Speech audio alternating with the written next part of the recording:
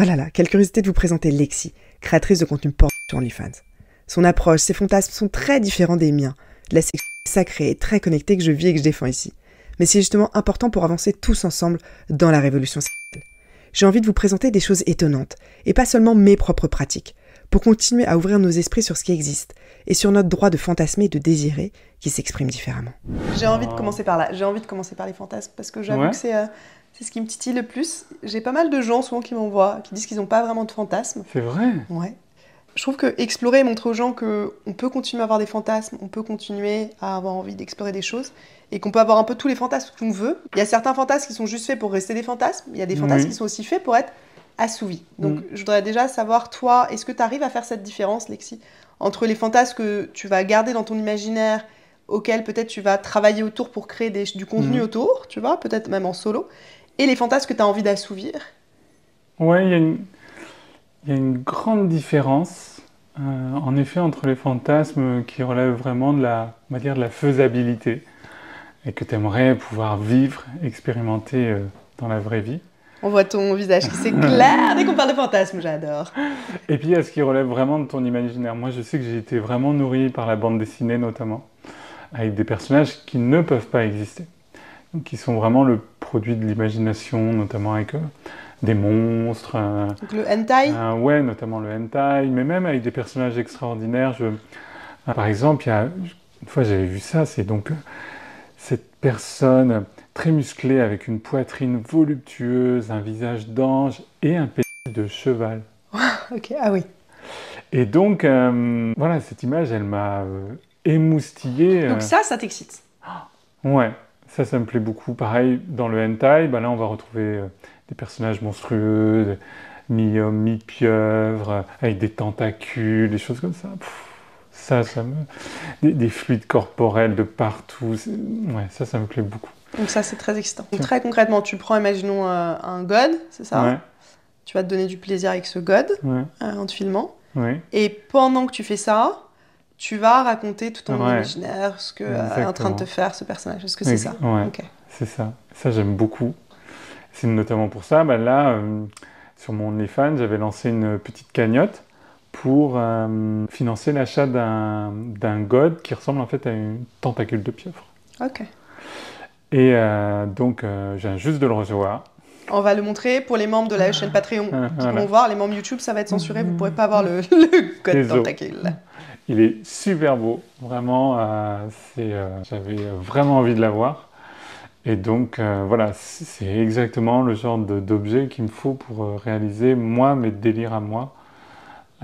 Pareil, une fois, j'ai reçu un message et je me souviens plus vraiment du terme, mais je crois que c'est des délires ovoposites ou un truc comme... bref, le fait de s'introduire des œufs.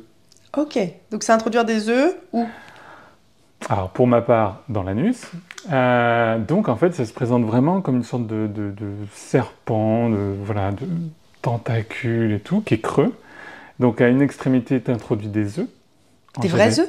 En gélatine, que tu fabriques. Okay. Donc, tu as des petits moules en silicone. Donc, tu fabriques tes propres œufs que tu vas introduire à l'intérieur de toi? Tu fais ta petite cuisine. Ah waouh, j'ai jamais entendu parler de ça. Mais moi non plus, je connaissais pas. T'en as, là? Non, malheureusement. Okay. Mais c'est mon prochain achat. Ok. Parce on reviendra filmer ça, parce que je veux filmer l'introduction des œufs à l'intérieur d'un vagin. Ah ouais, donc... en fait, j'avais reçu un message comme ça d'un fan sur mon OnlyFans qui me demande si j'étais dans ce délire-là. Mais je lui dis, bah, je peux pas te répondre, je connais pas. Je fais 2-3 recherches sur Pornhub. Je trouve pas beaucoup de vidéos, mais je trouve cette vidéo d'une fille qui s'introduit, qui testait un jouet. Et j'ai trouvé ça génial, le concept de se faire pondre, en fait. Attends, donc c'est se faire pondre à l'intérieur de soi? Ouais, donc t'introduis ce tentacule et puis tu vas presser ou tu vas pousser avec un petit bâton et ça va t'introduire les œufs à l'intérieur, qui sont en gélatine. Et donc, ça veut dire que si jamais ils restent à l'intérieur de toi, avec la chaleur corporelle, ils vont fondre et après tu vas aux toilettes et il se passe plus rien.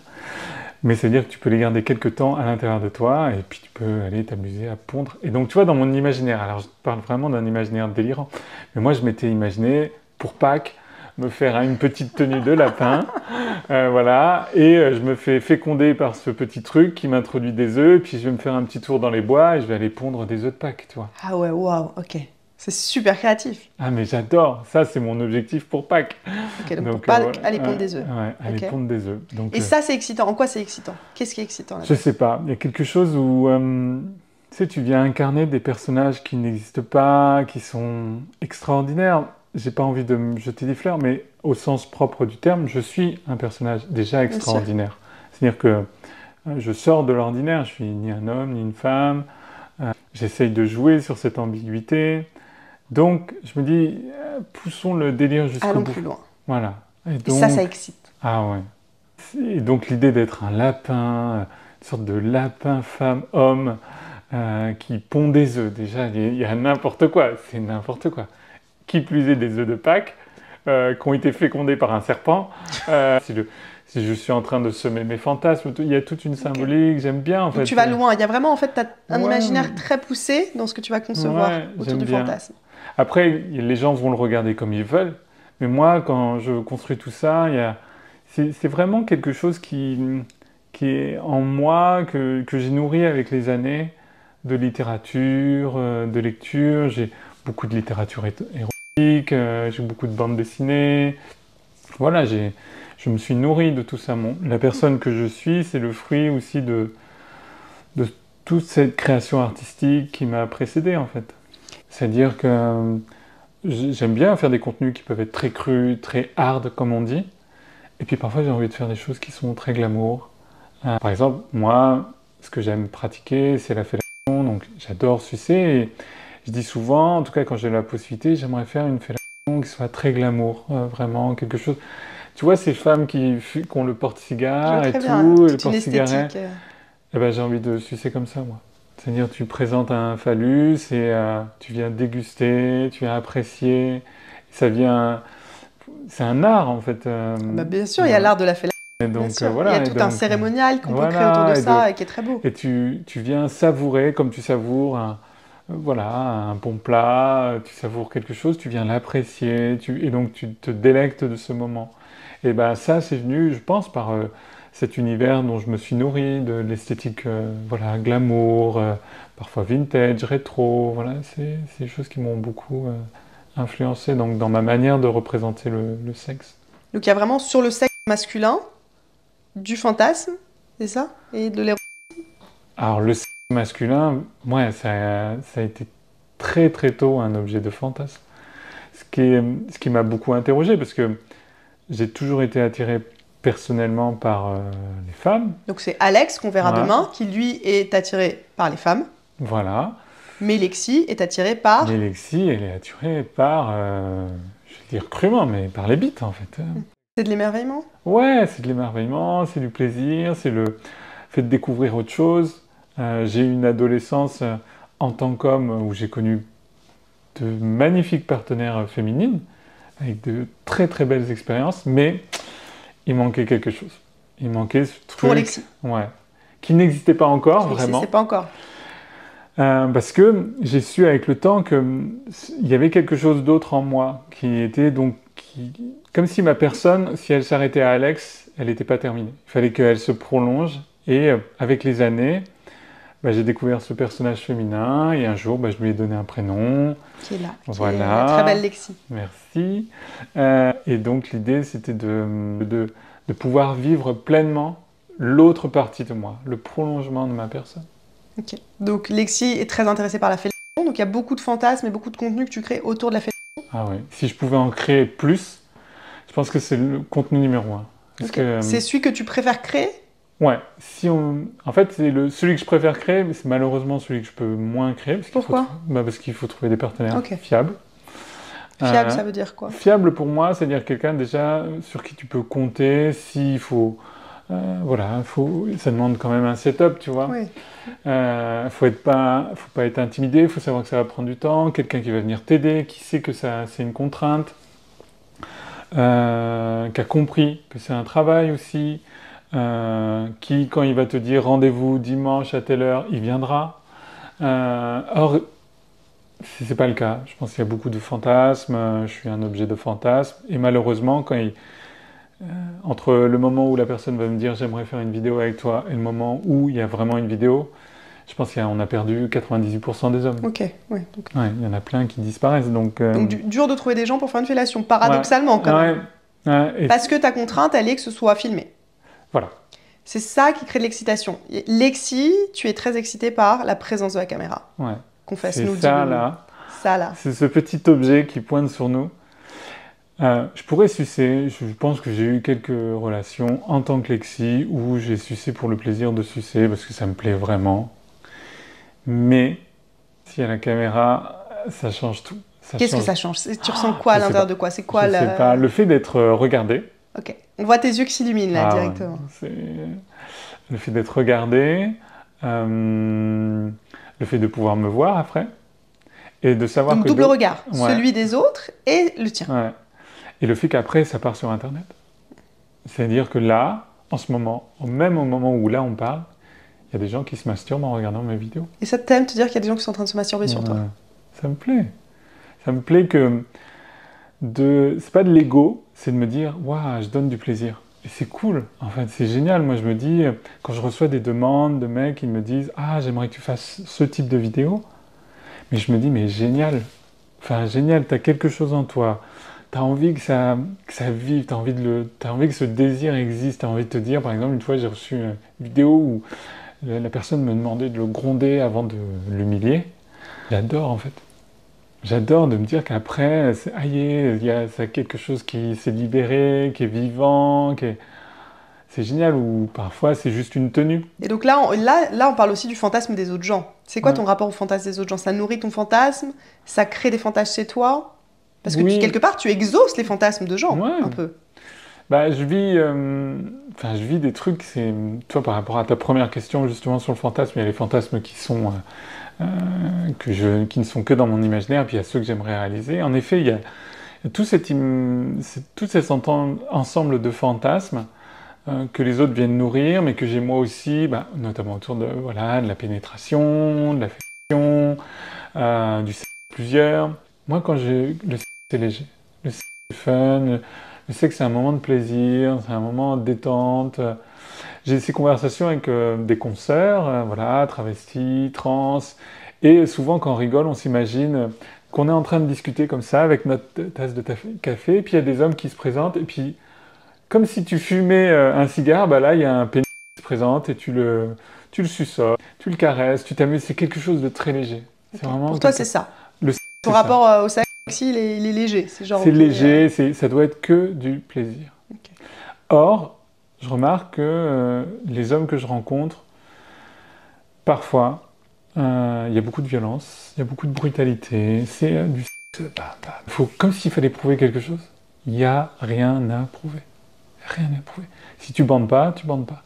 Si tu éjacules pas, tu éjacules pas. Ce n'est pas grave, quoi. L'idée, c'est comment on prend du plaisir. Voilà, tout simplement. Autrement, on n'a pas besoin d'avoir une érection, ça c'est sûr. Non, non, non. Et ça, c'est vraiment d'enlever cette pression. Il n'y a rien à prouver, il n'y a pas de performance. Il n'y a pas de « je vais tenir 10 minutes ». Tu penses que quand les gens arrivent, ils se mettent la pression. Ils se mettent la pression et du coup, ça crée Ça crée un comportement qui n'est pas détendu. Et donc, tu es là et tu es... Et ça, c'est parce que c'est des amateurs qui viennent. Oui, oui. Sur les amateurs, il y a ça. C'est vrai qu'avec les professionnels, je ne rencontre pas du tout ce type de comportement. Là, on parle de personnes de OnlyFans qui viennent pour faire une scène de sexe avec toi et pour assouvir leur fantasme. Parce que toi, tu acceptes, ils reçoivent un message, genre Jean-Michel dit bah moi je veux faire c'est ce que j'ai envie de te sodomiser pendant que tu es en lapin. Tu vas dire c'est ce que ok, bien Jean-Michel, on va filmer ta scène. Ça s'appelle la Porn Star Experience. La Porn Star Experience. Donc tu proposes aux gens de vivre une expérience de porn star avec toi. Voilà. Ok, trop bien. Mais c'est pas anodin, c'est-à-dire que c'est une vraie expérience porn star. Et les gens payent? Oui. Ok, donc ils payent et plus toi tu as du contenu que tu peux utiliser. C'est donnant, gagnant. Voilà. Okay. Mais c'est une vraie expérience de porn star, c'est-à-dire que tu as tout ça là. Et parfois il y a même un caméraman. Quand je veux vraiment une belle vidéo, je fais appel à un caméraman, donc c'est un coût. Donc ça se chiffre quand même en plusieurs centaines d'euros. C'est quoi à peu près le budget pour donner une idée aux gens? Tu vois, un caméraman, tu vas le facturer 200 €, sa présence, pour 2 heures, 3 heures, puis lui il est venu faire l'installation, ce qui n'est pas cher déjà. Parce que certains caméramans me demandent 400 € pour une demi-journée, ce qui est un tarif raisonnable. Mais bon, j'essaye de diminuer pour que ce soit acceptable. Et moi, je prends à peu près la même chose, un tout petit peu plus. Donc entre 200 et 400, ça dépend. Voilà, donc moi je lui ai demandé 250, 300, donc tu es sur un budget de départ qui est déjà à 500 euros. Donc à 500 euros, c'est 500 Et pour... puis attention, tu n'as pas le lieu. Donc Ok. après, il faut ajouter un Airbnb que tu vas louer. Donc on essaye de trouver des endroits bien, à des prix raisonnables. Donc tu es autour de 150 euros de plus, parfois 200. Donc ton budget, il va monter à 600, 700 euros. Donc déjà, ça doit être dissuasif pour certaines Voilà. personnes. C'est dissuasif en termes de prix. Après, moi, je peux rogner sur ma partie à moi, puisque je sais que je pourrais me rémunérer en revendant la vidéo. Donc, on peut diminuer le coût si la personne... voilà, moi, c'est vrai que si la personne est agréable, si elle est vraiment fiable, il y a un bon feeling, tout ça. Bon, bah, je me dis, allez, je rogne sur ma partie à moi pour que la vidéo puisse exister et je me rémunérerai sur les ventes de la vidéo. Donc ça, c'est possible. Donc on retombe sur un budget qui est plutôt autour de 400 euros. Et donc voilà. Donc là, plus raisonnable et il y a des gens. Voilà. Ok. Donc les gens payent ce budget pour faire la star expérience, donc vivent ce que c'est qu'être un acteur porno avec toi. Voilà. Et là, ils arrivent, c'est eux qui ont le script, le fantasme. Ouais, j'aime bien quand ils ont le script. Ou on a par exemple pris le script de quelqu'un d'autre aussi. Comme ça, c'est double jackpot. Ok. Il y en a un qui va vivre l'expérience physiquement et il y en a un qui aura été réalisateur par procuration. Donc, co-création ensemble. Ouais. Et il y a un projet que j'aimerais bien faire, c'est vraiment le... Il y aurait le expérience où il y en a, ils veulent juste filmer en fait. Parce qu'il y a beaucoup de mes fans qui sont voyeurs et donc ils veulent juste regarder. Et l'idée, c'est que là, bah, prends la caméra et c'est toi qui... C'est génial, c'est une bonne idée. Pour ce fantasme-là de regarder. Voilà, comme ça, tu n'as pas besoin de performer, il n'y a pas cette pression de tout ceci. Et j'aimerais bien que la personne qui participe, là où les personnes qui participent, voilà, c'est des fans également qui veulent être cette fois-ci devant la caméra et tout ça. Ok. Donc là, tu espères retrouver 2 personnes pour refaire ce fantasme qui n'a pas été bien assouvi de... Alors là, la dernière fois, devant la caméra, 2 partenaires fiables. Et franchement, j'ai hâte que la vidéo sorte. Ok. On a fait des trucs... Vous avez fait quoi? Il y a des choses très classiques, hein, de pénétration, de fellation, mais par exemple, il y avait une scène, il y avait un moment, en fait, un fan, c'est sur Mime, j'ai aussi un Mime, qui me dit « Ah, j'aimerais vraiment te voir éjaculer sur le pénis d'un homme. » Que toi? Moi, que j'éjacule sur le pénis d'un homme et que je le suce après. Wow. Quand j'ai reçu ce message, je me suis dit « Ah ouais, jamais fait. » Et je me suis dit « Ok. » Ouais, c'est précis. Ah ouais. C'est très précis. C'est très précis. Et là, quand tu reçois ce message, c'est excitant. Ah ouais, je me dis, je me note. Qu'est-ce qui est excitant? C'est de dire, j'y ai jamais pensé, c'est la nouveauté, c'est quoi? Il y a tout, j'y ai jamais pensé, cette nouveauté-là. Et puis le fait de me dire, ouais, c'est mon sperme que je vais donc avaler, mais il n'est pas n'importe où, il est sur le d'un autre homme, donc je vais l'avaler en suçant un type. Enfin, tu vois donc ça te plaisait. Il y a quelque chose, voilà, dans le délire que j'aime beaucoup. C'est un vrai. Et alors moi, ça me pose une question parce que j'avais un a priori, mais du coup, ce qui semble erroné, de dire que Lexi n'utilisait pas son pénis, que tu l'utilisais que quand tu étais Alex qu'on rencontrera demain. Mais en fait, si Lexi, t'es une dick girl, donc une femme à pénis, et du coup, quand tu fais l'amour ou quand tu as des interactions, Lexi utilise aussi son pénis? Alors Lexi l'exhibe. L'exhibe, ok. Ça fait partie d'elle. C'est-à-dire que c'est vraiment... Il est mis en valeur. Donc il est mis en valeur. Il n'est pas caché, il est mis en valeur. Ouais, donc on est dans une démarche qui est très différente de certaines personnes trans qui justement vont essayer de cacher. Ne veulent plus le voir. Toi, c'est différent. Ouais, chez certaines personnes trans, c'est une source de mal-être, d'où la vaginoplastie, d'où la transformation. Elles ne veulent plus voir cet attribut et je comprends tout à fait. C'est pas mon cas. Moi, au contraire, mon pénis, il est mis en valeur. Par exemple, je sais que je vais souvent à la salle de sport, j'ai des tenues moulantes, et donc Lexi va à la salle de sport, donc le personnage féminin. Voilà. Et donc j'ai une brassière, ça met en valeur mes petits seins, mais mon legging, il moule mon sexe masculin. Et donc ça crée toujours des situations qui sont assez rigolotes où les gens regardent le haut, ils disent « Ah !» et puis après ils baissent les yeux, ils disent « Mais... » Et là, il y a un petit bug au niveau du cerveau, parce que c'est vrai que j'ai une silhouette qui est quand même féminine, Si on regarde que la partie haute du corps, on peut se dire bah, c'est une fille musclée. Et puis après, tu regardes l'entrejambe, tu te dis ah mais non, ce il est toujours mis en valeur. Et donc quand je fais des contenus en vidéo, il est plus que mis en valeur. Il faut qu'on le voie. Ah oui. Ça veut dire que par exemple, toi, sur une vidéo où je vais faire une fellation, je vais choisir un angle de vue où on voit bien le pénis de mon partenaire, on voit bien la fellation, mais j'ai les jambes écartées pour qu'on voit bien également mon sexe. Et donc c'est... Et ça, c'est un choix qui n'est pas anodin parce que c'est pas courant, j'ai l'impression, non? Alors, je sais pas. Je sais pas si c'est courant ou pas courant, mais j'ai l'impression en tout cas pour les personnes qui voilà, sont comme moi, c'est dick girl, lady boy, shemale, tous ces termes-là, ça fait partie quand même du fantasme qu'on génère en fait d'être... Du fantasme de la personne qui regarde, de dire ok, je vois vraiment que cette femme a une bite et c'est ultra excitant de voir une scène de fellation avec une femme qui a une bite. Et toi, qu'est-ce qui t'excite là-dedans? Est-ce que ton pénis soit une pièce centrale aussi finalement? Bah, j'aime bien l'idée d'être... que mon personnage incarne différents genres, cette ambiguïté, ce côté un peu voilà, extraordinaire. Il y a quelque chose tout d'un coup qui vient créer un décalage que tu n'as pas l'habitude de voir.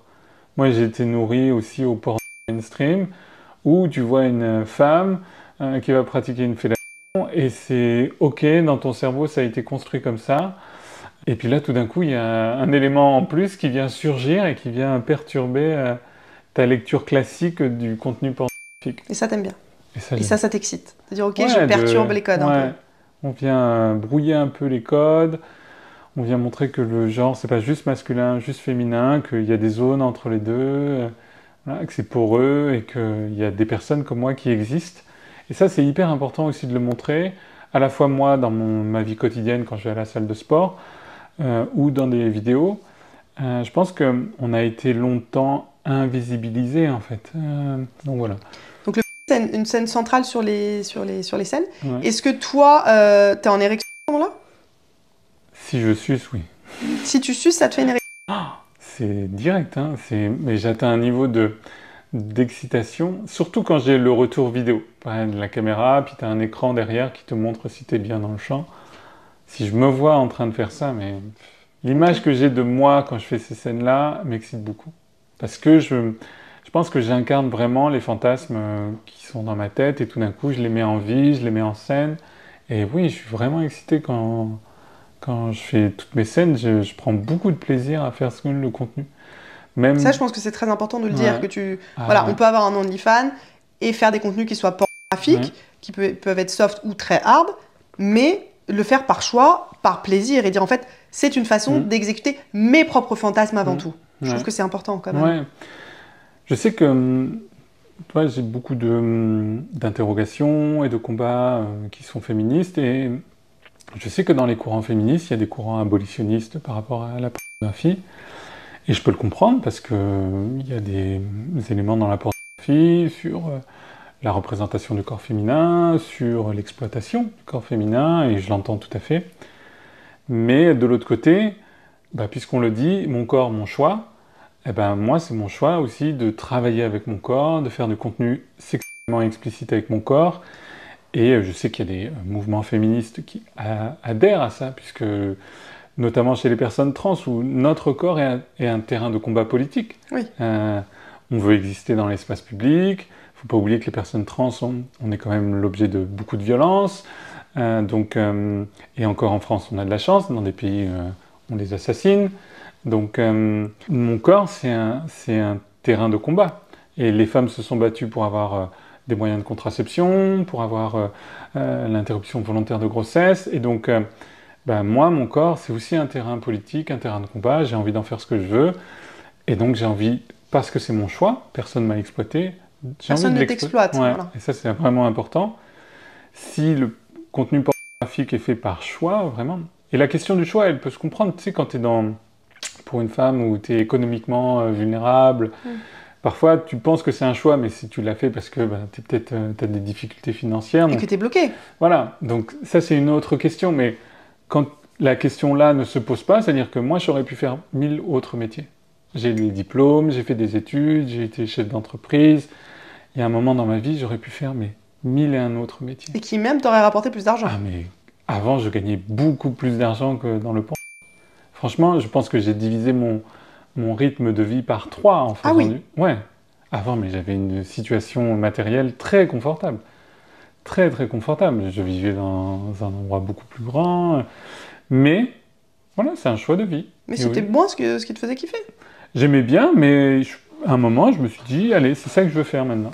C'est ça, et c'est pas quand j'aurai 72 ans que je vais faire que du je vais le porno, faire. que Lexi Non. va se mettre à explorer ses C'est fantasmes maintenant, porno. c'est maintenant. Je suis arrivé à un stade de ma vie où j'ai la maturité, je suis aligné avec moi-même, je sais ce que je veux faire, j'ai pas honte de ce que je fais. Donc c'est vraiment un choix, Ouais. c'est tes fantasmes, c'est ton imaginaire, Ouais. c'est voilà. Ouais. Même quitte à gagner moins d'argent et à dire. Ouais. Parce que j'y gagne en épanouissement, j'y gagne voilà, en liberté de travail. C'est pas évident, mais vraiment, quand je regarde ce que ça m'a coûté matériellement et ce que ça m'apporte humainement, je suis gagnante. Ok. Et c'est quoi les plus gros fantasmes que tu as réalisés? Déjà les tiens. En tant Qu'est-ce que qui était Lexi, le plus déjà, excitant et que tu dis, ok, là j'ai filmé, j'ai fait ce truc-là. la dernière scène là avec ces 2 hommes, je trouvais que c'était génial. J'aimerais le refaire. C'est quelque chose qui me Donc plaît avec cette éjaculation sur le pénis, avec fellation. Voilà, puis après, vous avez fait quoi d'autre? Quand ils ont tous les deux éjaculé sur mon visage, ça c'est quelque chose que j'aime beaucoup. Donc ça t'aimes beaucoup l'éjaculation faciale. Donc t'as du plaisir. Parce qu'on dit souvent, c'est une question hein, sur ce genre de pratique, de dire est-ce qu'il y a des gens qui prennent du plaisir ou est-ce que quand on présente ce genre de scène... Oui, je peux comprendre que pour certains, ce soit considéré comme dégradant et je l'entends. C'est pour ça que c'est hyper important de se dire, c'est pas la pratique en soi qui est dégradante. Ça, je suis... C'est ce que les gens en font en fait. Si... moi qui suis la personne qui vais recevoir, si la personne qui me donne, tout le monde est content et passe un bon moment, je vois pas où est la dégradation. Par contre, alors que peut y avoir des pratiques plus vanille, même soft, qui peuvent être perçues comme dégradantes si en fait les personnes n'en ont pas vraiment envie et ne sont pas vraiment consentantes. À partir du moment où tu ne considères pas ton partenaire, tu n'en as rien à faire, tu es juste là, auto-centré, que tu imposes des pratiques, même les plus basiques, hein. Imposer un missionnaire, c'est quand même imposer quelque chose, peu importe la position en fait. Bah, je suis pas dans ce registre-là. Moi, par exemple, il y a un truc que je ne supporte pas quand on tourne, c'est qu'on pose la main sur mon visage. Donc, c'est une règle que je donne dès le début, on ne me touche pas le visage avec les mains, on ne me force pas. Notamment, je sais qu'il y a des hommes qui aiment bien quand ils se font sucer de poser une main pour essayer d'accompagner le mouvement. Moi, c'est une règle absolue, cette zone-là, elle est sacrée, c'est moi qui la dirige, on ne pose pas ses mains dessus. Si le mec ne respecte pas, je lui dis une fois gentiment, peut-être 2 fois gentiment, à la 3e fois, je lui dis on arrête. Parce que s'il n'est pas capable d'entendre que cette zone-là, on ne pose pas ses mains dessus, c'est une règle simple, c'est-à-dire qu'il peut faire tout, il peut prendre sa bite et la tapoter sur mon visage, c'est pas un problème.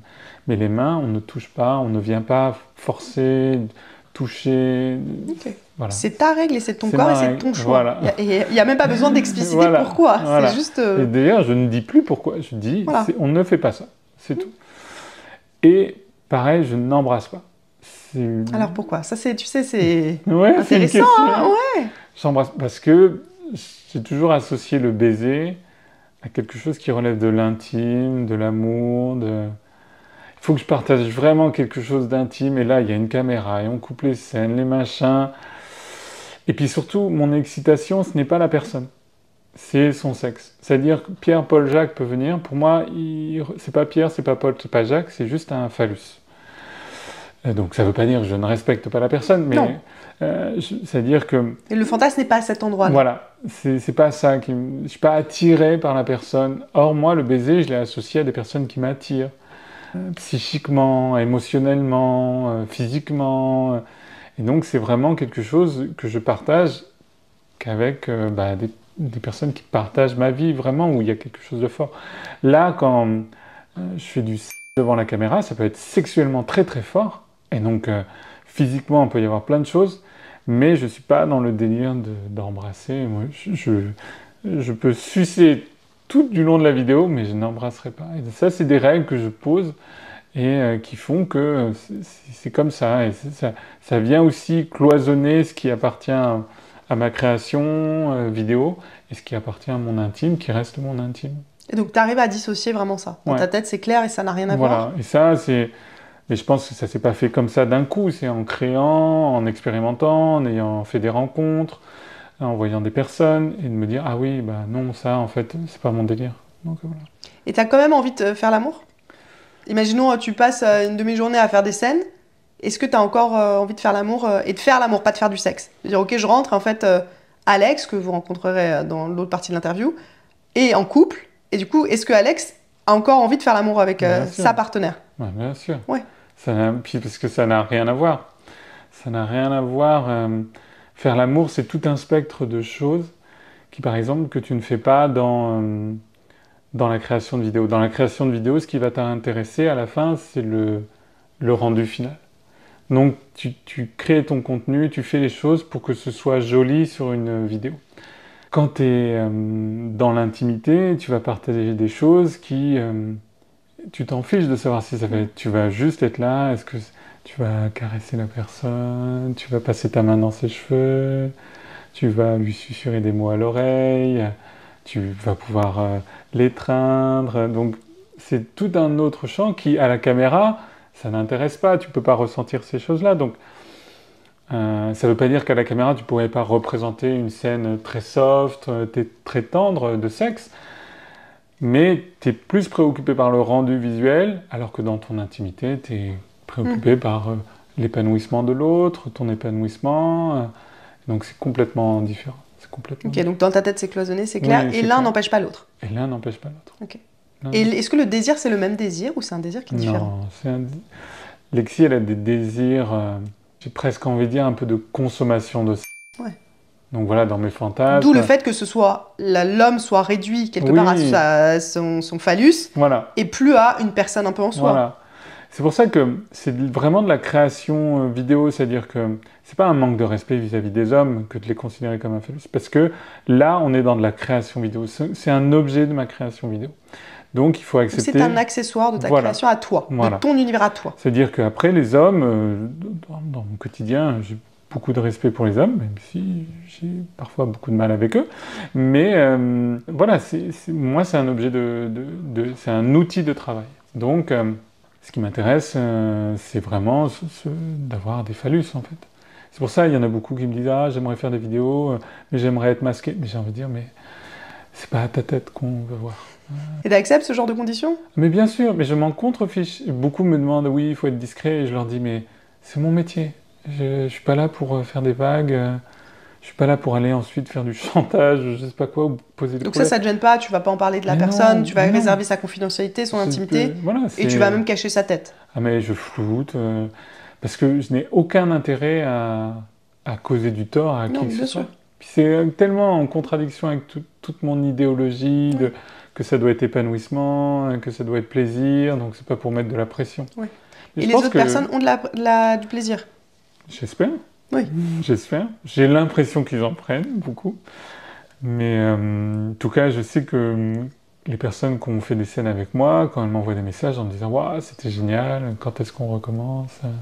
Donc voilà, ça se passe très bien en général. Généralement, ça se passe très bien. Et comment ça se passe la connexion? Parce que du coup, tu vois, là, c'est du qui est déconnecté, qui est connecté. C'est quoi ton rapport avec la personne avec qui tu vis une scène? Parce que ça, moi, ça m'intéresse. Généralement, ça se passe comme ça, on se rencontre au moins une première fois et on va prendre un café. Donc là, pour toi, tu crées une connexion? Ouais. J'ai envie de savoir qui va être en face de moi. Et j'ai pas de jugement, j'ai rencontré vraiment des gens de tous les horizons.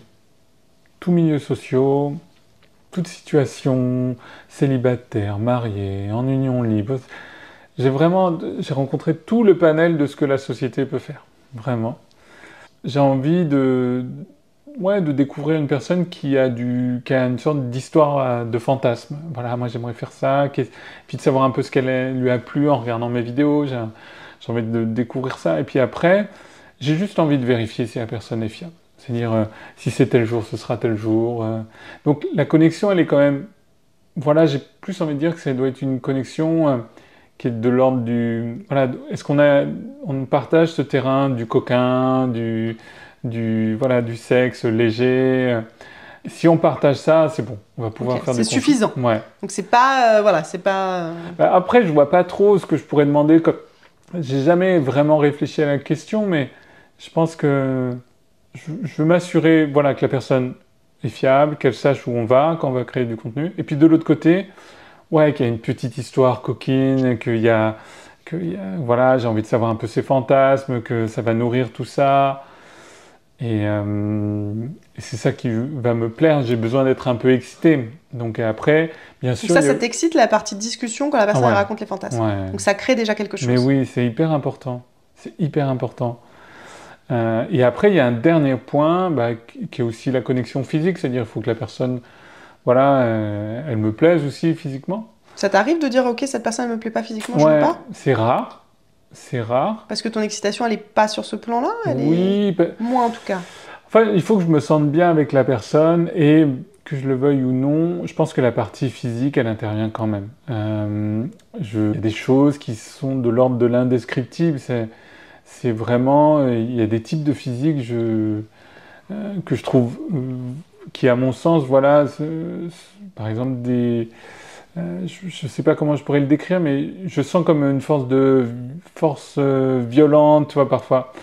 Des physiques qui me font peur, par exemple. Je sais qu'une fois, il y a un type qui est venu... il avait ce look de Golgoth très impressionnant, très musclé, il me faisait limite peur. Et je me sentais pas en sécurité, en fait. Okay. Et ensuite, c'était assez raccord avec son discours que je trouvais pas... Et donc, comme je connaissais pas la personne, je me voyais pas faire une scène avec lui. Et je lui ai dit, moi, je me sens pas en confiance.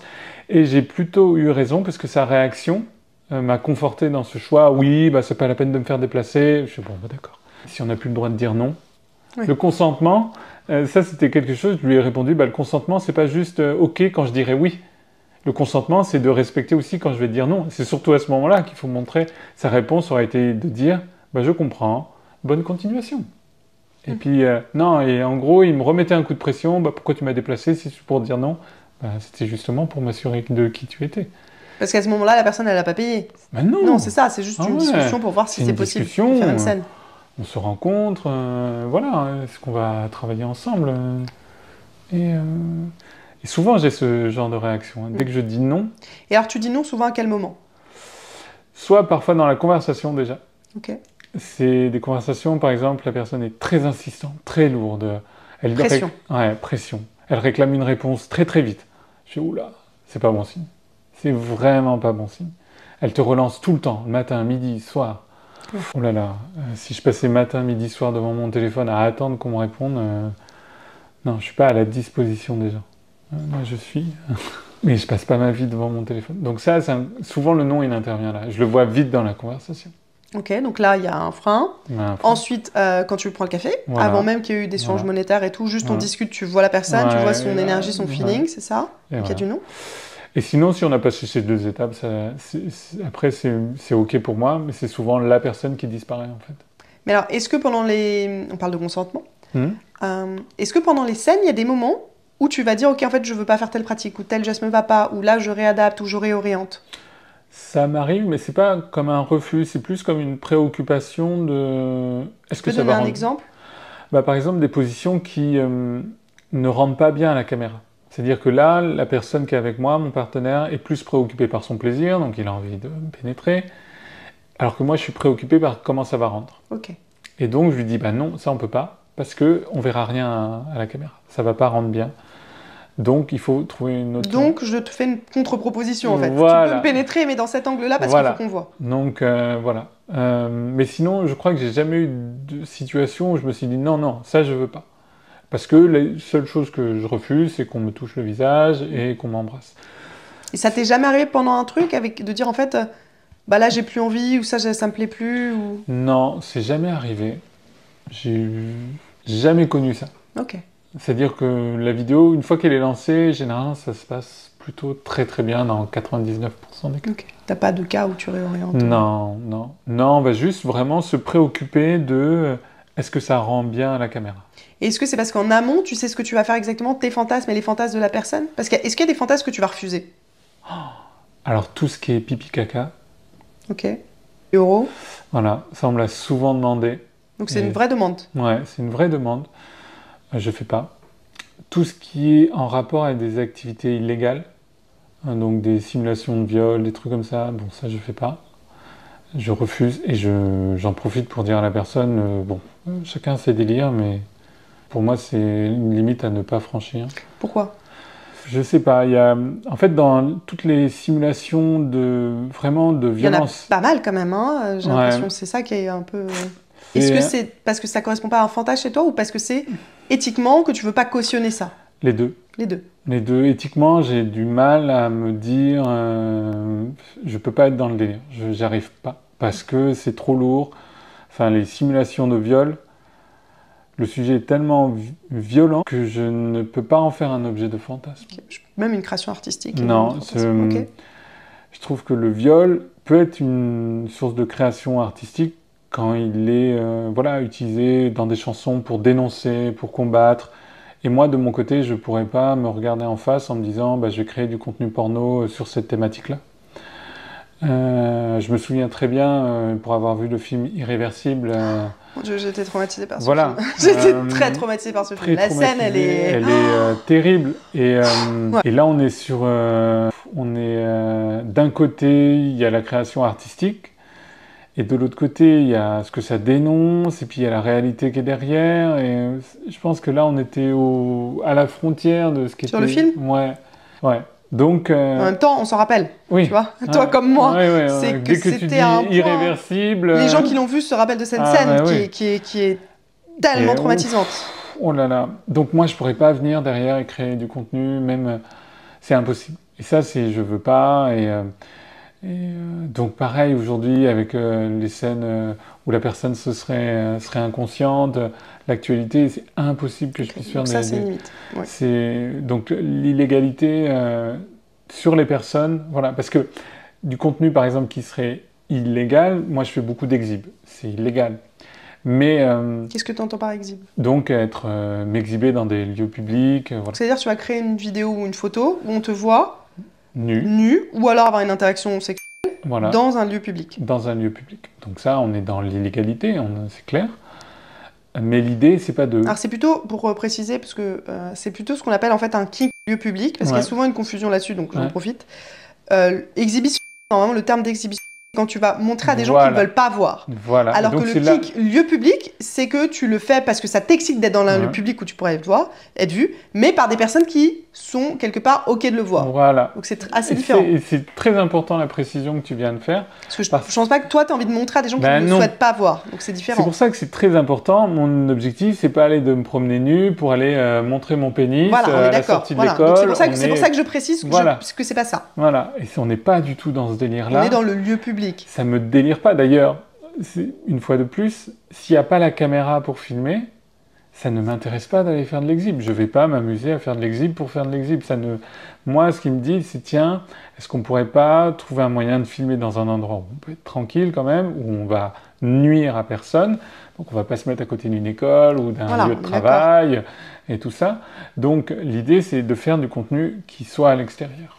Donc ça, tu vois, techniquement, on n'a pas le droit de le faire, hein, mais bon. L'idée, c'est de s'assurer que on va rien provoquer de tort, en tout cas pas provoquer de tort aux autres, mais d'être dans ce délire-là. Qui est incroyable. Moi, j'ai ce kink-là, donc je vais pas te dire le contraire. Et moi, tu me dis, sucer quelqu'un à la maison ou sucer quelqu'un sur un parking. Ah oui, c'est sûr. Je suce sur un parking. Hein. Vous pouvez faire la file d'attente, je peux rester toute l'après-midi, faire des vidéos, et ça me va, parce que c'est un délire. D'ailleurs, c'est mes premières vidéos, c'est ça. C'est des vidéos que je fais à l'extérieur. Ça reste mon... ça ajoute un paramètre qui est en plus, en fait. C'est mon fantasme numéro 1, enfin, moi, d'être en extérieur. Moi, je me souviens, ma première vidéo qui a vraiment eu du succès, je suis en lingerie rouge, j'ai un manteau rouge, et je me promène dans les bois, j'ai ma petite perche à selfie, je fais une vidéo, et c'est une vidéo qui a eu énormément de succès, mais moi, j'ai pris un plaisir immense à faire cette vidéo, immense.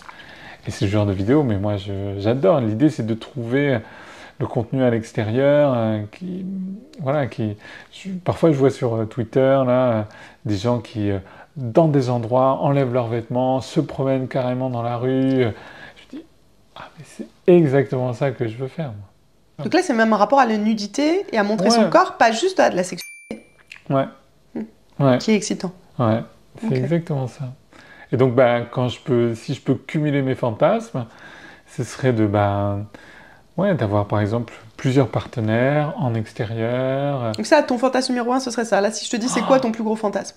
Ah ouais, je pense que mon plus gros fantasme, ce serait par exemple, je sais pas, je me promène en extérieur et puis il y a tout un groupe d'hommes, je sais pas, ils sont en train de jouer au basket, et puis je me retrouve entouré, et puis je les suce, ils me prennent à plusieurs sur ce terrain vague. À la fin, ils m'éjaculent tous dessus et c'est parfait. Alors là, tu fais de moi une personne heureuse là. Ouais, c'est vraiment ça, le sexe multiple en extérieur. Donc tu as à la fois le décorum, le cadre est super, et ensuite physiquement, tu as tous ces sexes en érection, tout ce sperme. Et ça, Donc il y a vraiment beaucoup de fantasmes autour du phallus, donc du sexe Ouais, masculin, et de l'éjaculation du sperme quand même ouais, aussi, dans ce que j'entends, ouais. qui crée du fantasme. Ouais, comme on disait tout à l'heure, moi j'y vois rien de dégradant. Non. C'est-à-dire vraiment, quand je reçois une éjaculation sur mon visage, je reçois ça vraiment comme une forme de remerciement presque. Je le prends comme ça. Et donc, moi je sais qu'il y a un délire que j'aime beaucoup, que j'ai découvert il n'y a pas longtemps. Pareil, on m'écrit, est-ce que tu veux bien faire un catwalk? Un quoi? Un walk. Et donc, qu'est-ce que c'est? Ah, Et puis, dans ma tête, je me dis, ouais, bah tu oui, dis come, come, walk. walk. Et donc, je me dis, bah, il faut que j'aille marcher avec du sperme. Et donc, c'est le fait qu'un partenaire va m'éjaculer sur la figure. Et ensuite, je vais aller me promener dans des lieux publics avec le sperme encore sur la figure. Ah ouais? Ouais, Et t'as fait ça? j'adore. Tu l'as fait? Ouais, Et attends, ça ressemble à quoi? De toute manière, on mettra des extraits pour les membres Patreon qui voient un peu à quoi ça ressemble. l'idée, c'est que quand même, il faut que ton partenaire il ait une bonne éjaculation pour que ça se voit bien. Donc le but, c'est que les autres gens le voient. Ah, Ou c'est que toi, tu ou le saches. alors, malheureusement, fait le pareil. peu que j'ai fait, ça se voit un peu, mais bon, au bout d'un moment, ça sèche. Bon, et puis, il n'y a pas toujours une éjaculation qui est hyper imposante, mais il y a le fait de le savoir, et puis le fait que tu reçois l'éjaculation, puis l'idée, c'est de sortir direct dans la rue, ou d'être même déjà dans la rue, tu vois, et de te promener avec ça. Et donc, je l'ai déjà fait, pas souvent, mais parce que c'est pas toujours évident pour le partenaire déjà dans la rue.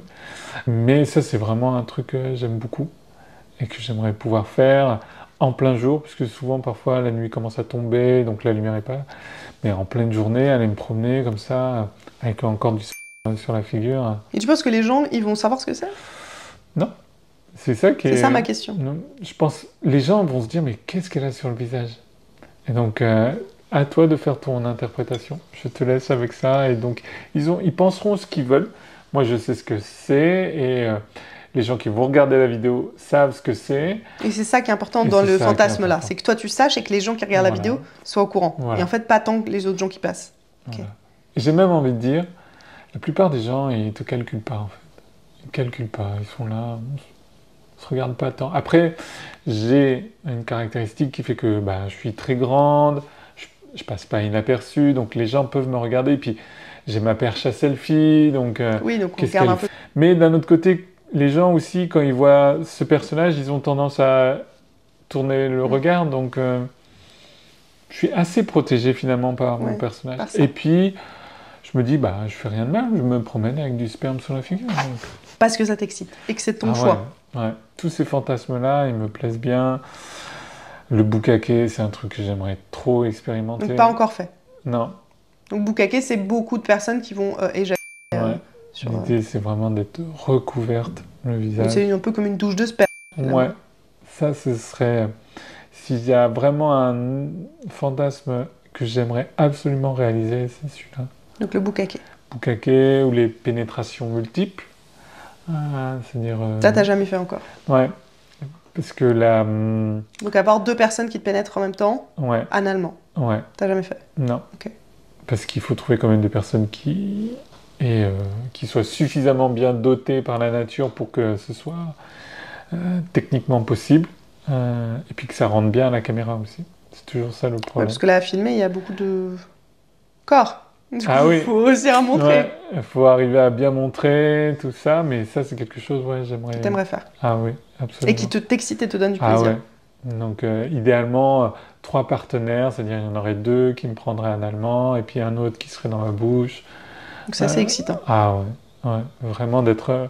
j'ai l'impression d'être au centre du plaisir, C'est comme si tu étais un concentré de plaisir, en fait. Et donc, Et c'est ça qui te plaît. Ouais, et puis la caméra est concentrée sur toi. Enfin, Tu moi, ressens de l'attention. Ouais, et c'est pour ça que moi, dans le porno, quand je dis que c'est vraiment un choix, c'est que ça m'a permis de m'épanouir vraiment, de vivre des choses que je vis pas dans ma vie de tous les jours, en fait.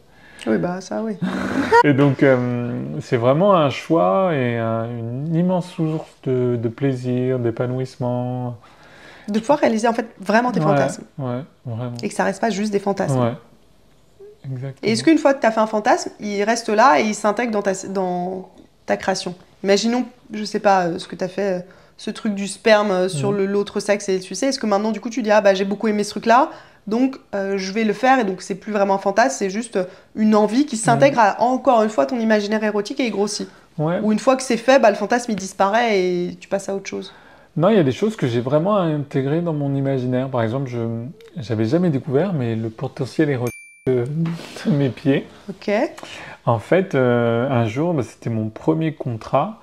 Je reçois une demande d'un petit groupe italien qui fait que de la photo, enfin que du contenu pornographique, où c'est quand même focalisé sur les pieds. Oh wow, ok. Et Tu donc, me donneras le nom, c'est super intéressant. Et donc, ils avaient c'est Transfit, et ils ont notamment une catégorie où c'est des personnes trans, et donc la condition pour pouvoir travailler avec eux, des pieds impeccables. Et je suis ah bah cool. Donc tu as du contenu, mais on met toujours en valeur tes pieds. C'est-à-dire que quand il va y avoir une pénétration, donc on va mettre un angle de vue où on peut voir mes pieds, par exemple le gode qui est dans mon anus, voilà. Et donc tes pieds sont toujours mis en valeur. Et j'ai fait ah mais cool. Donc je commence à m'intéresser un petit peu à mes petons. Et un jour, donc, j'ai une demande où on me dit ah ben j'aimerais bien faire une vidéo où je te lèche les pieds. Je dis bah, pourquoi pas, ok. Et là, je découvre qu'en fait, ça, c'est la zone la plus érogène de mon corps. Ah ouais. C'est-à-dire, pour te donner un ordre d'idée, bon, j'ai toujours aimé quand ma partenaire, par exemple, me suce. C'est une zone... Donc bah, Alex, voilà, on t'en comme. Voilà. Cette zone-là, quand c'est fait délicatement, voilà, c'est une source d'énormément de plaisir. Et je considère que c'est au-dessus de la pénétration, enfin voilà. Et ben, mes pieds, c'est 2 crans au-dessus. T'as plus de plaisir Ah mais tu me lèches l'orteil. à te lécher l'orteil que si on te fait le fellation. Ah oui. Ok. Est-ce que c'est parce que sa personne avait une technique spéciale ou j'en sais rien? Parce que ça me semble... C'est juste que je ne sais pas quelles sont mes terminaisons nerveuses à cet endroit-là. Non mais ça expliquerait pourquoi il y a autant de fétichistes des pieds, peut-être. Oui, mais je comprends mieux. Okay. Et donc à partir donc de là... ça c'est une découverte. Ah mais c'est complètement une découverte. Que tu as intégrée. Ouais, parce que maintenant, comme je sais que c'est ma zone érogène... Je regarde son pied en même temps. Je suis là, waouh. C'est comme une bite au bout d'un pied. Voilà. Et donc, je prends énormément de plaisir. Et donc là, je sais que, par exemple, il y a un créateur de contenu qui m'a contacté, qui adore les pieds, et qui veut donc, ce serait le truc à faire, c'est d'être pénétré par un mec. Donc voilà, il me prendrait, et en même temps, il me lèche les pieds. Et là... Ok. J'essaie de visualiser la position, comment on peut... je pourrais être allongé sur le dos, les jambes posées sur son épaule, voilà, sur son torse. Et en même temps, il lèche ton pied. Et voilà, pendant qu'il me pénètre, il me lèche le pied, et là... Et t'as déjà essayé sur les mains? C'est-à-dire te faire en même temps, tu te fais lécher le doigt et sucer le doigt? Alors j'aime bien. Ok. Mais c'est pas le même... C'est pas aussi puissant. Ok, d'accord. Ah, mais vraiment pas du tout. Et moi, je connaissais sur les doigts, un petit peu, vraiment, le fait de se faire sucer les doigts. C'est très agréable. Mais je ne savais pas sur les pieds. Mais ouais, les pieds, moi non plus, je ne savais pas. Jusqu'à il y a quelques temps. Ok. Donc ça, du coup, ça s'est rajouté dans ton imaginaire. Ah ça, je l'ai intégré. C'est-à-dire mes pieds, c'est devenu vraiment un objet de mon contenu, que je ne faisais pas au tout début, par exemple. Donc tu as rajouté ça. Ouais. Ça, j'ai rajouté. J'ai découvert aussi le fist. Et ça, pareil, complètement par hasard. Et ça, c'est quoi? On t'a proposé de le faire et du coup, tu t'as essayé et tu t'as dit, ah ouais, en fait... Alors, en fait, c'est une très belle rencontre. En fait, je rencontre une personne dans une soirée. Donc moi, je suis très glamour et tout. C'était une soirée queer. Et je vois cette personne qui est très androgyne. C'est-à-dire vraiment, je me demandais, c'est un homme, c'est une femme. On discute. Et pour te dire, même pendant la conversation, j'avais vraiment du mal à savoir. Il se trouve que c'était une femme, mais vraiment, pour le coup, très masculine, très androgyne en fait. Et vraiment, je suis séduite. Vraiment séduite. elle me propose d'aller... Ce qui est rare, parce que Lexi est plutôt attirée par les hommes et les phallus. Ah donc oui, là, ouais, c'est très rare. C'est très très rare. Mais elle dégage quelque chose, voilà. Elle me propose d'aller chez elle et je me laisse porter et elle commence voilà, à me caresser, puis elle va introduire un doigt, puis 2 doigts, puis 3, et ensuite elle met toute sa main à l'intérieur de moi. Et là, mais un truc fou, je prends un plaisir immense et je lui dis, est-ce que je peux filmer? Parce que là, je suis en train de vivre un truc fou et je me souviens très bien, je déplie ma petite perche à cette fille en tremblant de plaisir et je filme quoi 2-3 minutes avant d'éjaculer. Mais donc toi, t'éjacules, ça t'a fait éjaculer. Ouais, c'est-à-dire elle m'a à peine caressé que j'en ai mis partout. Et là, j'ai découvert un truc, mais je savais même pas que ça pouvait me donner autant de plaisir. Et donc... Et c'est un plaisir différent de quand on pénètre? Le fait que ce soit la main, complètement.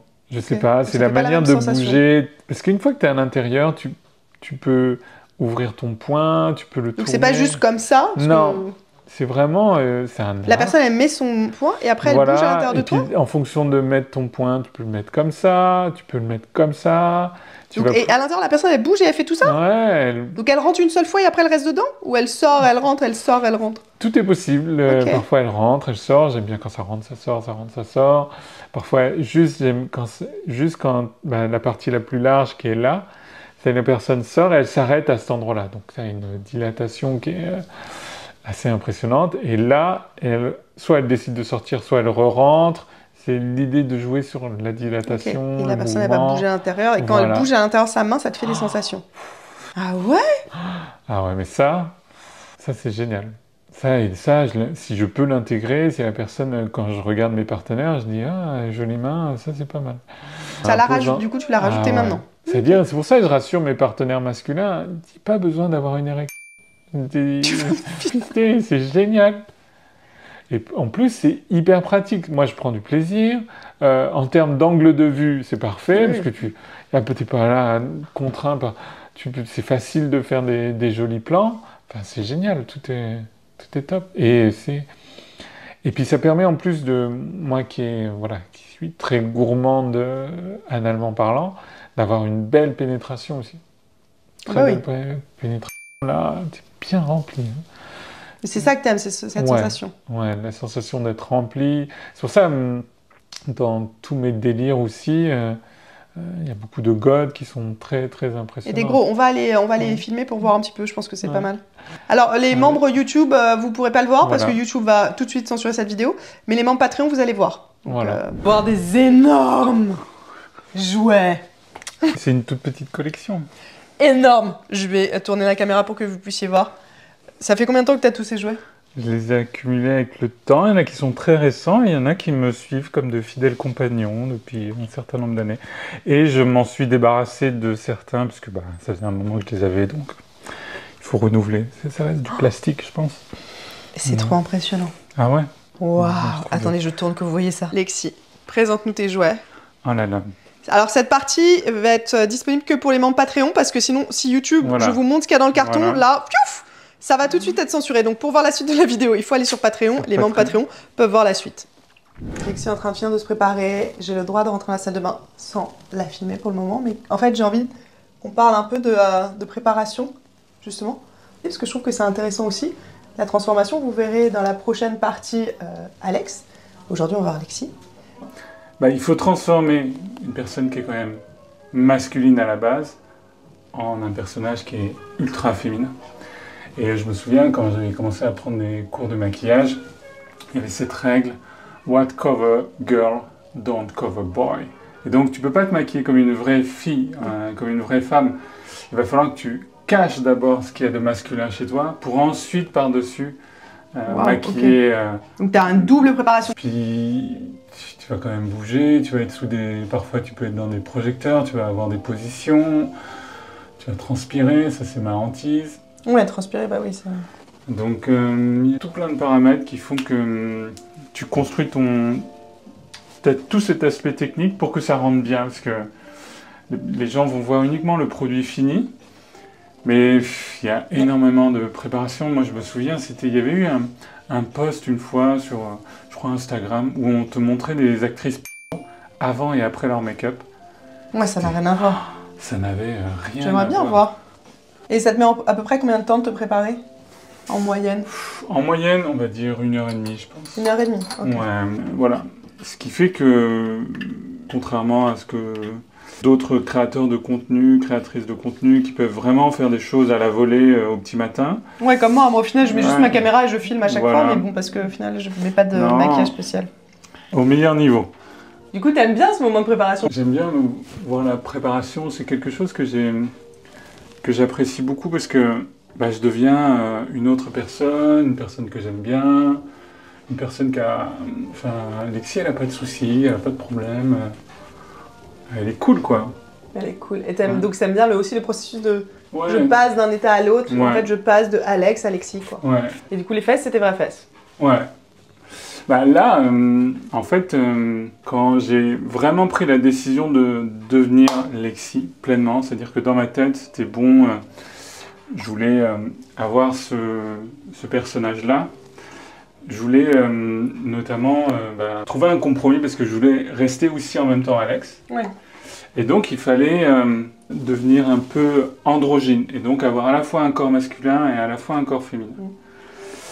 Et donc l'équilibre entre les deux. Voilà, l'équilibre. Ça, c'est ce qu'on verra demain en rencontrant Alex. Et donc, c'est vrai qu'il y a plein de petites choses que j'ai dû faire, et notamment la muscu, qui au début, on peut se dire, ça va masculiniser le corps. Eh ben, pas du tout. Ça dépend comment tu cibles les groupes musculaires. Donc moi, il y a eu un gros focus sur le bas du corps, et donc ça m'a permis de travailler ces fessiers-là. Et donc... Moi aussi, c'est ce que je travaille le plus en muscu, je ne dirais pas voilà. le contraire. J'adore mes fesses. Les seins, du coup.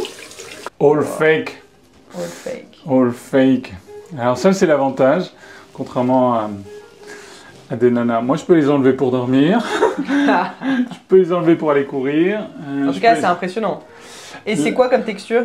Ceux-là, c'est mes préférés. Je trouve que c'est une taille qui me va plutôt bien. Ah, c'est joli, hein, franchement, avec la taille comme ça, je trouve que ça dessine. Tu vois. Avec ma corpulence, vu on voit la pas ta tête comme ça, ne t'inquiète pas, parce que tu n'es pas prête. Mais ouais. Voilà, vu la largeur de mes épaules, c'est un bonnet E. Est-ce que je peux toucher ou... Consentement, vous savez, c'est très important ici. Ah, waouh! T'as vu ça? C'est étonnant parce que c'est quand même assez naturel comme texture. Mais oui. C'est étonnant. Je m'attendais pas du tout à ce que la texture elle soit aussi naturelle. C'est très très proche. À part, ah si, il y a même un téton. Mais oui. Oh, il y a même un téton. Ah ouais, c'est très proche. Si tu m'avais pas dit, alors ça aurait pu être des seins un peu très musclés quand même. Ouais. J'ai la chance d'avoir l'habitude de toucher aussi des seins, donc franchement, j'aurais pas pu. Au premier toucher, tu sais pas. Je trouve. Faut. Là plus si je vais pincer ou toucher. Ouais, là si je fais ça, oui. Ouais. Là oui. Parce que là, même là, je sens pas la... Bon, je suis très technique, hein, mais là, je sens pas la glande de ma mère exactement. Donc là, oui. Mais sinon, au début, ah ouais, tu peux totalement dire, c'est totalement des seins sur la texture. Et même quand tu fais l'amour, j'imagine, quand t'attrapes les seins... Bah ouais, en fait, coup, comme c'est... En plus, ils épousent la forme vraiment de ma poitrine. Ouais. Et donc, au bout d'un moment, avec la chaleur corporelle, ils sont vraiment plaqués sur ma peau. Et franchement, par exemple, quand je les bouge, j'ai vraiment... Toi, tu sens aussi dans tes sensations que c'est par exemple, le prolongement de tes seins. Ouais, si t'appuies, je Genre sens... si là, j'appuie, tu sens. Ouais.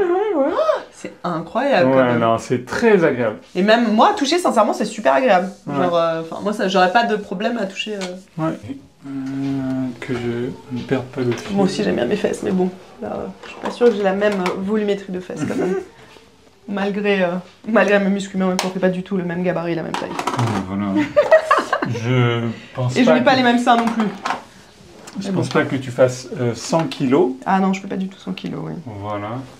Presque la moitié, mais bon. Et ça, c'est quelque chose aussi dans mon corps, parce qu'on parle beaucoup de perte de poids, perte de poids, perte de poids, et en fait, moi j'ai pris du poids. C'était un choix de prendre du poids pour avoir du volume, pour avoir des cuisses, pour avoir des fesses. Et Ah bah c'est sûr, hein, parce que c'est un peu contraint. Enfin, ça semble logique, mais en tout cas sur le corps féminin, moi je vois que si je prends du poids, j'ai plus de ça. Hein. Voilà, et donc l'idée c'était vraiment de prendre du poids sainement. Donc tu m'as dit, du coup ça c'est ce que tu dis pour les seins érotiques. En complément, ouais. Okay. Ouais. C'est hyper important que tu aies des vidéos de qualité, une belle image et un son agréable. Voilà, que ce soit plaisant à regarder. Et donc, j'ai souvent vu, en tout cas dans les contenus amateur que c'était pas le cas. C'est mal cadré, la qualité est pas belle, c'est horrible quoi. Donc non, non, non. Mais ça demande du matériel qui coûte cher, ça demande donc de l'installer, ça prend du temps. Donc quand on te demande une scène, tu vas devoir faire tout ça, ça prend vraiment du temps et ça se fait pas comme ça. Donc quand tu tournes une scène, imaginons même une pénétration, il n'y a pas une lumière collée à tes fesses? Non, ok. On va éviter. On va éviter ça. Et la lumière, tu l'adaptes en fonction de la scène. C'est-à-dire que quand tu changes de position, les gens le voient pas. Mais on change, on bouge la lumière. Tu bouges la lumière. Donc imaginons que tu passes d'une fellation à une pénétration. Tu fais stop, stop. On remet tout. Exactement. Et en fait, on repart après. Voilà. Faut pas déconner, hein. On est quand même là aussi pour s'amuser. Hein. Donc si tu dois t'interrompre toutes les 5 minutes... Toi, tu t'amuses. Le but de Lexi, elle t'a envie de t'amuser. Oui. Donc quand tu fais cette super fellation filmée, tu as du plaisir. Ouais. On aurait pu croire, et moi-même, hein, j'aurais pu me dire, je fais ça pour l'argent, tu vois. Alors, je vais pas me mentir, c'est ma source de revenus, mais je le fais parce que ça me plaît, en fait. J'ai la chance de pouvoir dire aujourd'hui, je fais un métier qui me plaît, en fait. Ça me plaît vraiment. À aucun moment, je me dis, oh là là, va falloir faire ça, casse les pieds. Pas du tout. Moi, je suis hyper heureuse de faire ce que je fais, en fait. Donc, tu as du plaisir pendant que tu le fais, donc sur l'acte en lui-même, mais aussi, j'imagine, peut-être toute la préparation, la montée de « ok, je prépare, j'organise, je planifie » ou c'est vraiment juste pendant? Alors, toute la préparation, c'est une corvée, en fait. Ok. Si ça ne tenait qu'à moi, je pense que ça pourrait être juste une formalité. Ok. Mais en fait, c'est une vraie corvée parce que tu as une forme de pression, parce que tu sais qu'à la fin, il faut qu'il y ait un produit qui soit beau, joli. Donc, il faut que tu trouves un cadre qui soit bien. Il faut que ce soit bien installé pour que ça rentre bien. Il faut que tu aies une idée de scénario. Il faut qu'ensuite ce soit bien filmé. Par exemple, moi, quand je filme des pénétrations où je suis solo, avec des godes ou des choses comme ça, parfois je suis dans mon truc, je suis bien, et puis je me rends compte que c'est mal cadré, que finalement ça rend pas aussi bien que ce que j'imaginais, donc il faut refaire. Et donc la préparation, c'est pas évident, c'est toujours mieux quand il y a quelqu'un qui m'aide à filmer. Donc les préparatifs, c'est compliqué. Une fois que tu es lancé, une fois que la caméra c'est parti, ça c'est la partie la plus agréable. Ça, et là c'est quoi? Ça te fait quoi, toi? Moi ça m'excite. Donc c'est de l'excitation, c'est de l'adrénaline, c'est... Puis après, j'aime bien, c'est regarder quand c'est un joli rendu. Mais donc c'est les deux, c'est aussi après. Ah ouais, quand tu regardes les rushs, c'est génial en fait. Franchement, c'est génial. Donc voilà, hop. Et c'est pour ça qu'il nous faut du bon matériel. Et c'est pour ça que je dis que les personnes qui payent pour du porno, ce sont des personnes qui vraiment font un acte militant, parce que ça permet de soutenir toute cette créativité et ça permet aussi aux gens qui veulent faire des contenus de qualité de pas laisser le porno dans une sorte de sous-catégorie artistique en fait. Pour toi, c'est de l'art, ça peut être de l'art. Ouais, et ça doit l'être. Tu demandes à ce moment-là le test IST. En tout cas, on en parle. On parle de ça. Parce que si c'est un non, la conversation s'arrête là et ça sert à rien de continuer. Parce que là, sur ces personnes qui t'envoient des fantasmes et des demandes, elles sont protégées? Ça dépend. Vraiment, avec qui je tourne. Si c'est des personnes que je connais pas, ah oui, même s'il y a des tests, parce qu'il peut y avoir du sexe oral qui, pour le coup, n'est pas forcément protégé. Donc, pénétration protégée sur les personnes que tu connais pas, qui t'envoient un message pour réaliser leur fantasme. Ces personnes vont mettre un préservatif quand elles te pénètrent, mais pas pour le sexe oral. Ouais. D'accord. C'est ça ta règle. Ouais. Après, il y a des personnes qui sont vraiment des professionnels. Par exemple, l'an dernier, j'ai tourné avec un producteur américain. Et donc lui, c'est vraiment son métier. C'est-à-dire qu'il est comme moi. Tous les 3 mois, on fait des tests. Avant, après les scènes. C'est régulier. On check. On sait qu'on travaille avec des personnes de confiance. On a nos papiers d'identité. Voilà, c'est encadré, c'est contractuel. C'est le monde professionnel. Là, les rapports ne sont pas protégés. Et ça fait pas peur, ça? Je me dis, j'ai pas envie d'avoir cette peur. Parce que sinon, au bout d'un moment, je ferai plus rien. Je comprends. Il y a, d'un côté, prendre des risques inutilement. Et donc avoir des rapports qui sont à risque. Tu connais pas la personne, tu te protèges pas, tu ne sais rien de cette personne. Et des personnes avec qui le risque, tu le réduis au maximum. Et tu prends plus de risques peut-être à coucher avec un inconnu qui peut te faire, par exemple, ces mecs qui enlèvent leur préservatif sans te prévenir, ou il y a un préservatif qui craque. J'ai peut-être plus de risques avec quelqu'un que je connais pas qu'avec quelqu'un qui fait comme moi un travail et qui donc met sa santé en premier et qui régulièrement se check et demande les mêmes garanties de la part de tout le monde pour que justement ce soit un espace safe. Et donc la confiance c'est vraiment important et là elle est possible parce qu'on est avec des personnes professionnelles. Parce que moi ce que j'ai du mal à comprendre c'est pourquoi est-ce qu'un préservatif ça réduirait soit la qualité de la scène, soit... Enfin tu vois pourquoi est-ce que juste on met pas un préservatif et puis voilà. C'est peut-être bête comme question mais... Alors il y a une raison en tout cas pour ce qui me concerne. J'ai pas la chance dans mon intimité d'avoir des rapports avec des hommes. Donc, parce que c'est alors Alex qu'on rencontrera demain, voilà, qui est la partie masculine de toi, voilà, qui est en couple et en relation. Voilà, et donc Lexi ne relationne pas. Voilà, j'ai pas de relation de couple. Tu n'as pas de relation de couple. J'ai personne avec qui je relationne même. Et donc, c'est-à-dire que mon intimité en tant que Lexi, elle n'existe pas en fait. J'ai pas de... Donc il n'y a pas d'intimité sexuelle, il y a une sexualité. C'est-à-dire j'ai pas un compagnon de confiance que je verrai régulièrement, avec qui je pourrais être en relation, et qui pourrait donc me faire connaître ce plaisir, par exemple, déjà en moi. Okay. Et ça, c'est quelque chose que j'expérimente pas en fait dans mon quotidien de femme, en fait, femme trans. Donc ça, c'est important. Et je trouve que ça fait partie vraiment des choses qui sont importantes. Et donc quand j'ai de sentir l'éjaculation à l'intérieur de toi. Ouais, de savoir que la personne jouit en moi. Lexi, du coup, si on veut te retrouver, c'est où? Je pense que le meilleur endroit pour avoir une petite vision de ce que je fais, c'est Twitter. Sinon, OnlyFans, Mime, Manyvids, Lexi Chantilly. Pareil, c'est toujours le même nom. Et là, vous retrouvez aussi tous mes contenus. Et je crois que j'ai aussi Instagram. Ouais. Alors là, on est sur du contenu très très soft. Tout comme Facebook, contenu très très soft. Mais au moins, ça vous permet d'avoir mes liens. Et puis ensuite, je crois qu'il y a un Linktree aussi. Et Linktree, ça compile tous mes liens. Tout ce que je fais. Par exemple, j'ai une chaîne Twitch où je joue aux jeux vidéo. On retrouve tout ça.